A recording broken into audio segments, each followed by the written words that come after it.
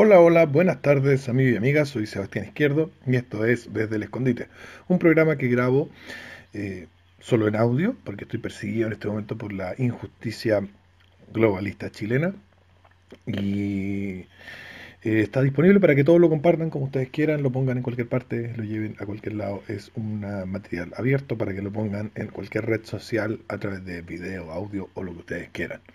Hoy día vamos a seguir con tratamiento del tema de miedo, violencia y poder. Y habíamos hablado en el capítulo anterior de esta saga, porque entre medio estuve hablando del mito de las Indias violadas, que fue el capítulo de anteayer. Eh, Hoy día es 12 de agosto, mañana tengo mi audiencia, después vamos a hablar de eso. Habíamos hablado de cómo las instituciones del Estado, digamos, eh, van siendo penetradas, van siendo infiltradas por aquel grupo que da más miedo. Pero no habíamos explicado la mecánica de forma tan clara. Ahora yo quiero invitarlos, me gustaría mucho que lo vieran, les voy a recomendar una entrevista que le hizo José Antonio Cast a Hermógenes Pérez de Arce. No solamente porque es maravilloso que ahí Hermógenes Pérez de Arce le dice en su cara que no apoya a su partido, sino que apoya a Fuerza Nacional, sino porque Hermógenes Pérez de Arce va a hablar una y otra vez del miedo, va a hablar de esto que estamos hablando. Entonces es importante que ustedes vean cómo él va mostrando cómo el miedo va de abajo hacia arriba y no de arriba hacia abajo y comienza a infiltrar a la derecha ya a finales de los años 70. El miedo promovido por parte de la izquierda a través de sus acciones terroristas y otras. Bien, ahora, ¿qué pasa? Habíamos hablado de los tipos de miedo y del tipo de poder que estos tipos de miedo dan. Entonces nosotros vamos viendo que cuando una minoría, cuando un grupo pequeño es lo suficientemente intolerante como para que su forma de actuar pues, genere temor, genere miedo en los demás, entonces vamos a ir viendo cómo van escalando, digamos, en este orden, en el mismo orden que les dimos, miedo al rechazo, miedo al ostracismo, miedo a la pobreza, miedo al desprecio sexual, miedo a la violencia física desorganizada y miedo a la violencia física organizada. Para eso remítanse al capítulo anterior.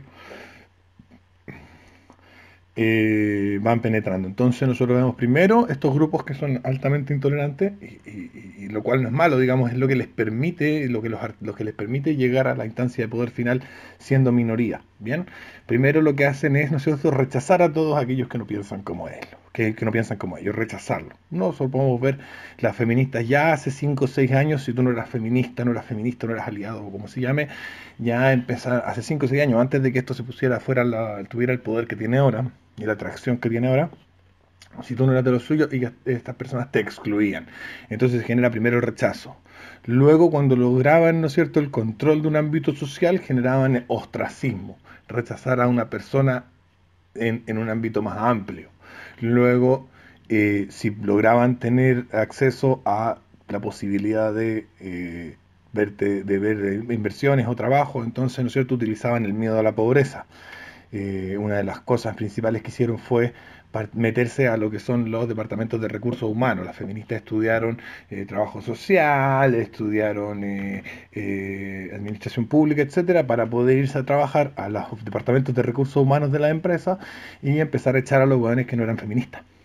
También funar empresas que no tuvieran ideas feministas. Pasó, por ejemplo, hace varios años un Virutex que dijo mi marido trapea el piso conmigo. Era un comercial muy hilarante que se refería a que juntos limpiaban la casa, pero tenía un doble sentido, ¿no es cierto?, un poco chistoso.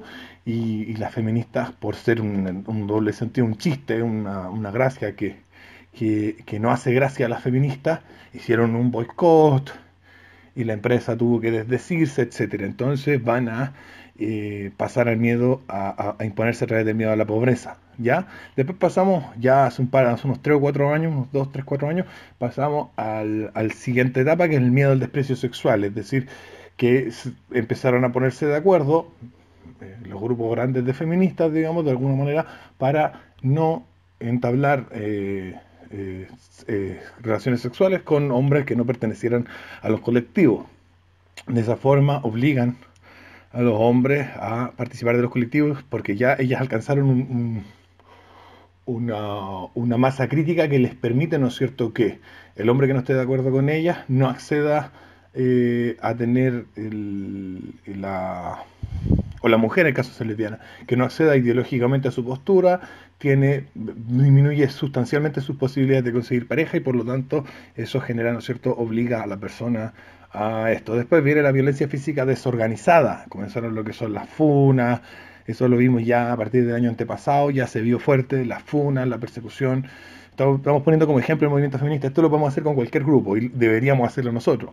Empezaron las funas, la persecución, ¿no es cierto?, a todo aquel que dijera algo, ir a su casa, gritarle cosas, etcétera, bla, bla, bla. Luego viene la violencia organizada, que son la batería de leyes feministas y de género que se han estado aprobando en los últimos 2 años. Bien, entonces vemos cómo esto va tomando una progresividad. ¿Por qué ocurre esto?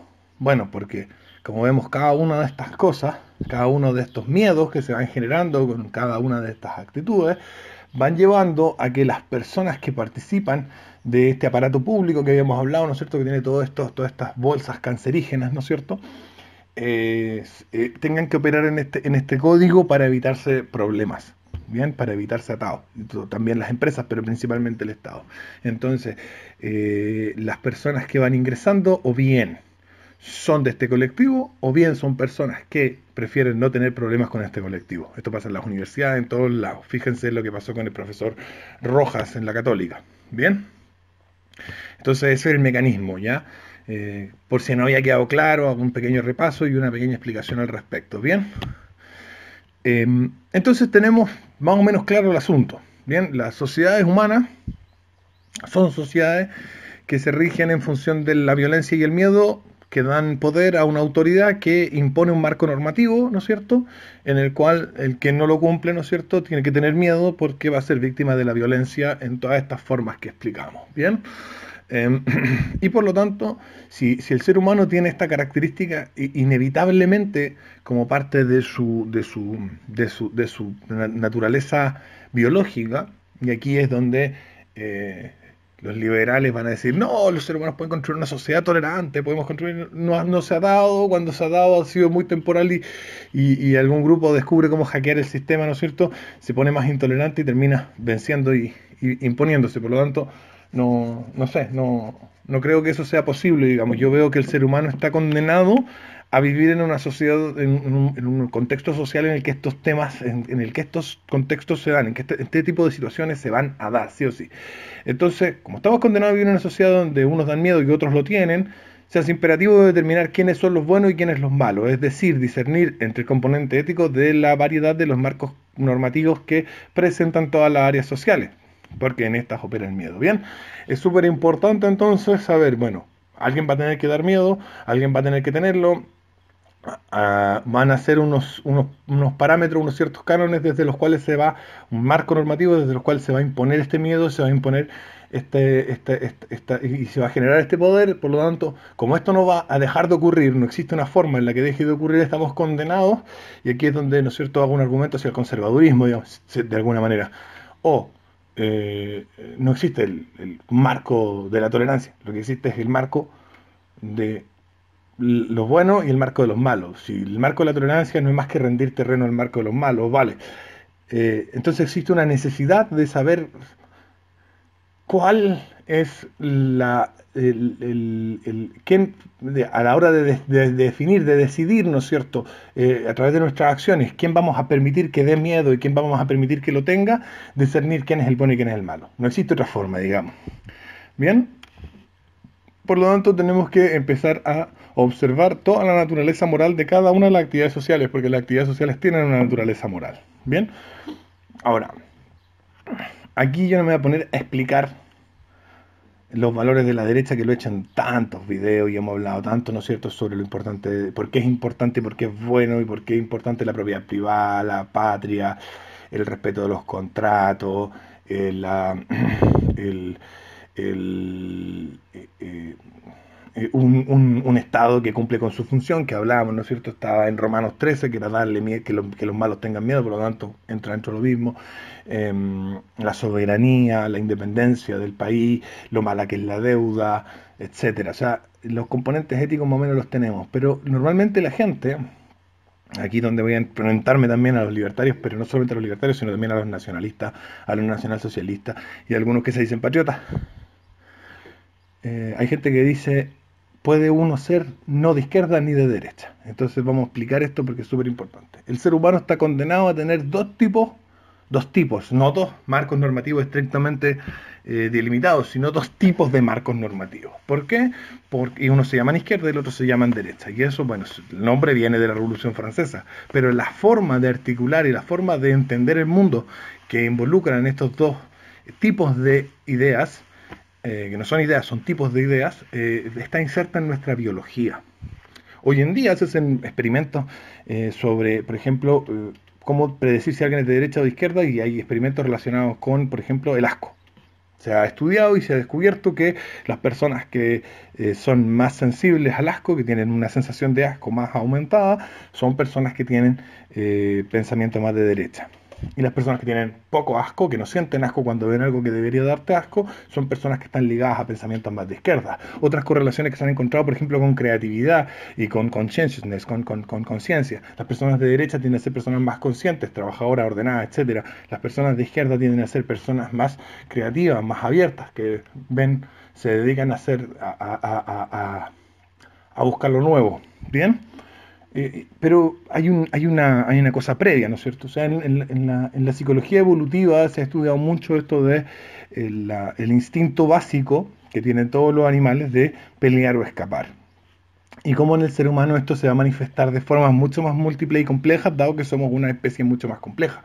En el caso de que el ser humano, por ejemplo, una tribu de seres humanos, se encuentra con otra tribu de seres humanos, hay dos opciones y las dos son buenas. Por ejemplo, juntarse porque aumenta el pool genético, disminuye la posibilidad de enfermedades genéticas al aumentar el pool genético, porque ellos pueden tener algo que enseñarte que tú no sabes, porque pueden tener bienes que tú no tienes para comerciar con los que tú tienes y ellos no tienen, porque mil cosas. Pero también está la otra opción.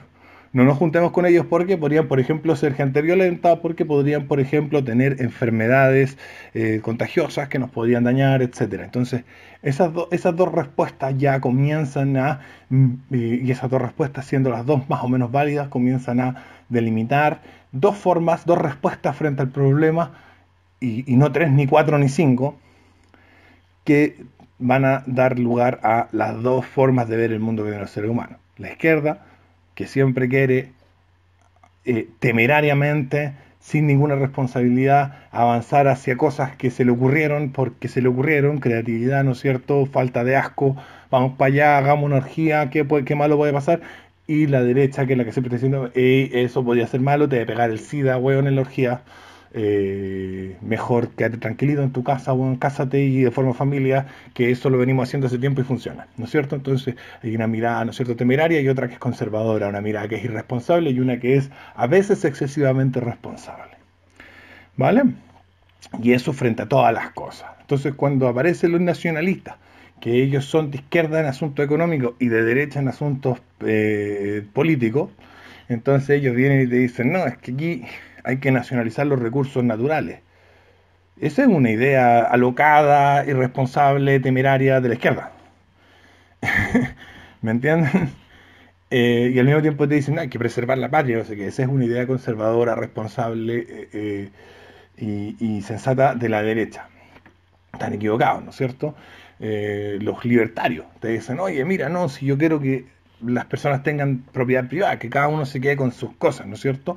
Y que no haya robo y que no haya que nadie te quite tus cosas o te obligue a hacer algo que tú no quieres hacer con tus cosas, ¿no es cierto? La libertad personal o individual que le llaman, yo le llamaría otra forma, etcétera. Y ese es un pensamiento de derecha, es algo sensato, evidente, ¿no es cierto? Sentido común.